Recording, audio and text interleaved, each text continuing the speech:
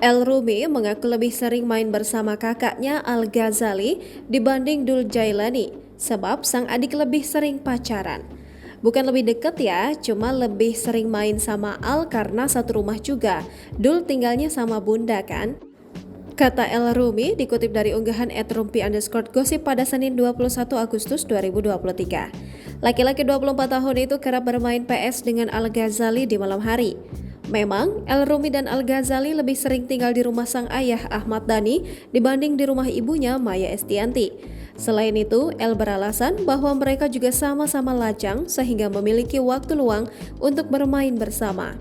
Apalagi kita sekarang lagi jomblo bareng nih, ada temen jomblonya, imbuh El sambil terkekeh. Sementara Dul Jailani lebih pilih pergi bersama kekasihnya Tisa Biani. Kan ada 1000 wanita, dia pilih Tisa, lanjutnya. El Rumi buru-buru meminta maaf kepada Dul Jailani karena sudah membongkar rahasianya dulu sebelum bersama Tisa Biani. Tak hanya berdua antara kakak dan adik kandung itu saja, beberapa waktu lalu Maya Estianty pernah pamer kedekatan antara dua anak lelaki tampannya dengan sepupu mereka.